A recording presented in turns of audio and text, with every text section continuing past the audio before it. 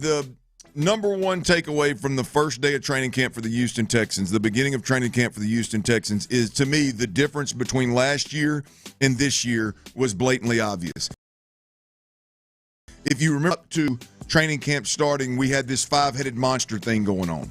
And then we get to practice and we watch practice, and I remember vividly looking up and Stephon Diggs go route down the sideline, and it was either Nico or Tank go route down the other sideline. It was clear we're gonna push the ball vertically. And then after practice, C.J. Stroud steps to the podium and is asked, what can you what are you, how are you going to take your game to the next level? What's going to be different year two from year one? And it was, well, being aggressive and driving the football down the field, stretching the field kind of thing. I don't remember exact terminology, but you get the point.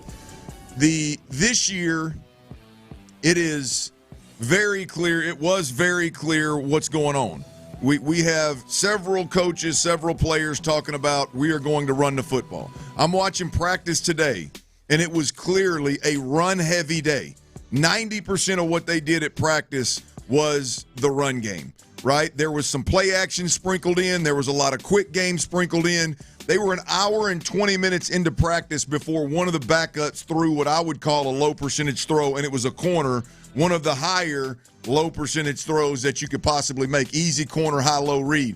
There was two of those late in practice. Everything today revolved around establishing the run, communicating, getting the ball out of the quarterback's hands quickly, run after catch, high percentage, stay ahead of the chain type stuff. And I'm sure there was an emphasis on, hey, we're going to run the football and we're going to communicate. We're going to run the football, we're going to communicate. I'm sure that's what it was. But the difference between the year was blatantly obvious as we look at the first day of training camp, both from the action on the field as well as the comments that were made leading up to and in post-practice. I think it's night and day, and I love the fact that that's the direction the Texans are taking. Well, that is absolutely a change. We talked about Nick Caley being a big part of what we're watching, and clearly we'll see if that continues moving forward, but that is clearly a shift from what we previously saw, and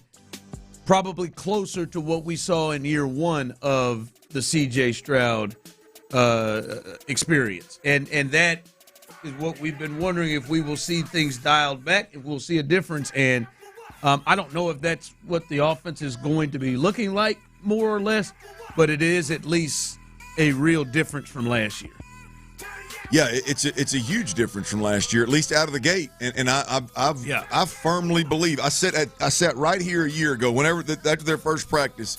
A lot of multi-tight end sets. I sat right here, Ron, and I said this season is going to come down to how well C.J. Stroud juggles what we just heard them talk about and watched him do versus the way he played quarterback his first year. I'm sitting here right now telling you after the first practice that this year appears, the way that they're approaching it, to be more like CJ's rookie year than year two. A lot less focus on downfield, stretching the field, throwing the football, building a lot more focus around we are going to communicate. We're going to know who the hell we have when we're supposed to block them in the run game, and we're going to run the football downhill. That was what today was all about. The pace was slow. It didn't look like they were doing a million different things.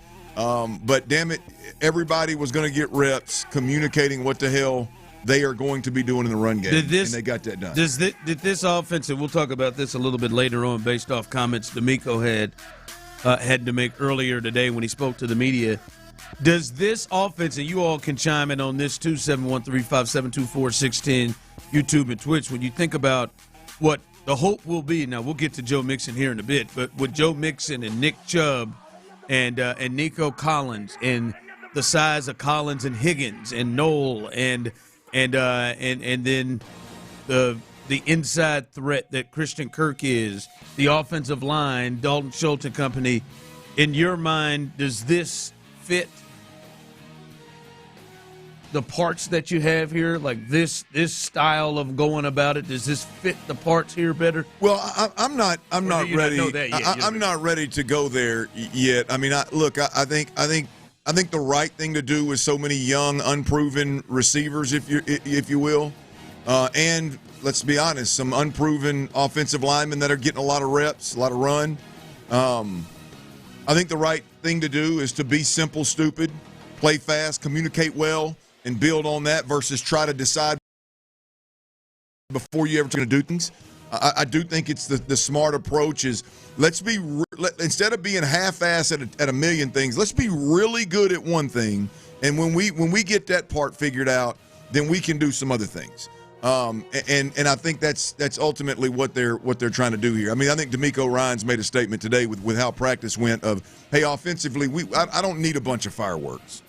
I don't need a bunch of explosive plays. I don't need a bunch of razzle-dazzle. What I need is for y'all's ass to figure out how to communicate the run game and get it done. Get a hat on a hat, less thinking, more playing, more reacting, and that's what it looked like today. It looks like D'Amico Ryans made his – I'm sure he's going to push it to Nick Caley, but at the end of the day, this is we got a great defense. Damn it, we are going to run the football, and we're going to be sound. Let's put it that way. I think today was a practice where offensively, damn it, we're going to be sound. We're not going to be sloppy. We're not going to not be able to communicate. We're not going to have three guys on the same page, the other two not. We're going to be sound, and that's what it looked like to me. Totally different than what we saw last year. Text line coming through saying, why is this good? Don't we want to get the most out of C.J. Stroud? No, you don't. I don't. I don't want to get the most out of C.J. Stroud. I mean, at the end of the day. You don't want to? No. I mean, at the end of the day, I know that C.J. Stroud, sure, I want to get the most out of C.J. Stroud. I mean, but the question I think that's being asked is, do you want everything to revolve around C.J. Stroud and all the pressure be on C.J. Stroud and C.J. Stroud have to carry the football team? No, I would rather that not be the case. I would rather boring brand of football and let the game dictate, hey, we got to get vertical. Hey, we got to get the ball down the field. Hey, we're in a shootout right now. Our defense is struggling. Okay, now we've seen CJ. We know CJ. The one thing I'm confident about this offense is if we wanted to go out there and be bombs away and be super aggressive, if the O-line can hold up, damn it, CJ can throw the ball down the field as well as anybody. Right? And Nico is as good as anybody that mid-range game for damn sure, and he can get over the top.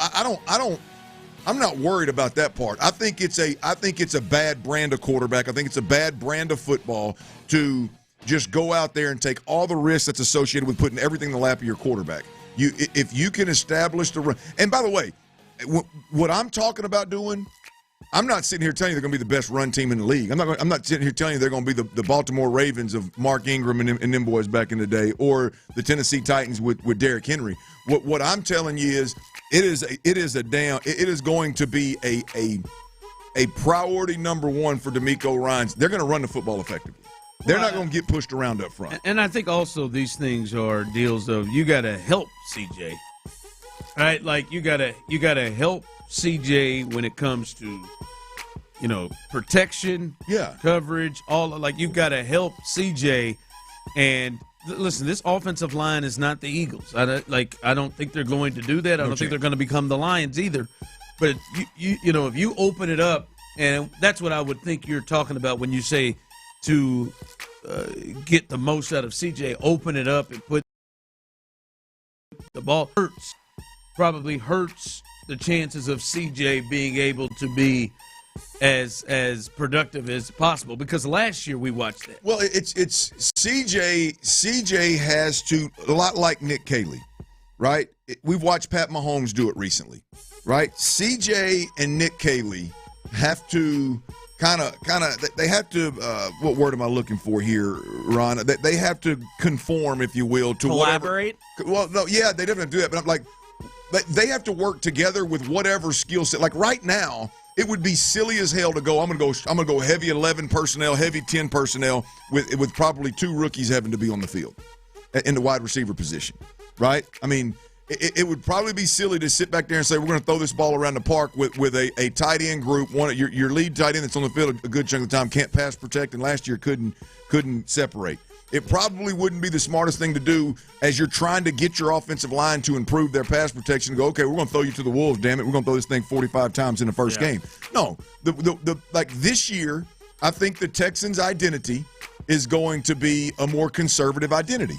Now, if there comes a time where you've got an offensive line that can protect, for an extra beat, and it's one of the better pass protecting offensive lines in the league, and you've got a couple of more wide receivers. Let's say Higgins turns into something, and you still got Nico and you got Kirk, and all of a sudden Dalton Schultz is back, and they're lighting it up. Now you got those weapons, you got an O-line that can protect. Then you go out there and you spin it around the park and you play a little Joe Burrow ball and try to lead the league in scoring and lead the league in yardage. That's not who the Texans. Yeah, I want to get the best out of C.J. Stroud. The best out of C.J. Stroud is over a 10-year period. Sometimes he's going to play a conservative brand of quarterback, and hopefully he wins a bunch of games that way, and that's their identity.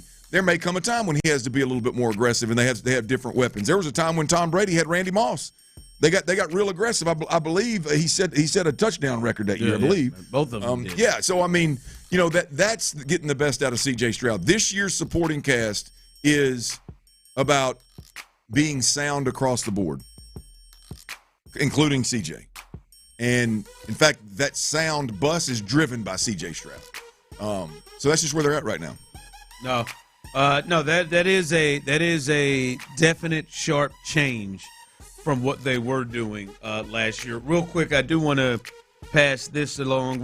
We'll give you more of what the, I guess, injury situation or guys who practiced who didn't. But the big one, Clint, was Joe Mixon. Joe Mixon did not practice. We didn't see him in OTAs. We didn't see him on the field at mandatory minicamp. And this one's interesting. The Houston Texans have placed Joe Mixon on the non-football injury list. So you would wonder if this is an injury thing. There are guys who are on the PUP list, including Dameon Pierce, including Foley Fatukasi, including Trent Brown, including Danico Autry and others, but he was placed on the non-football injury list. Hell, Jimmy Ward is on the PUP list. So that's one of the guys that we didn't see on the field and not sure when they will be back on the field in Joe Mixon. Yeah, no Joe Mixon and no Dameon Pierce at practice today actually makes you think what the hell's going on, but it made me get some warm and fuzzies. We'll talk about that later on, I'm sure. But yeah, I mean that is those two guys not being at practice today, I think, was a little bit of an eye opener. I'm sure it didn't surprise the organization, but to me it was like, well, I sure expected him to be out there. Yeah, and we just haven't seen Joe at all in any of these. So hopefully he is somebody who's very important to this team. But it did feel different when you had Nick Chubb to be able to hand the ball off.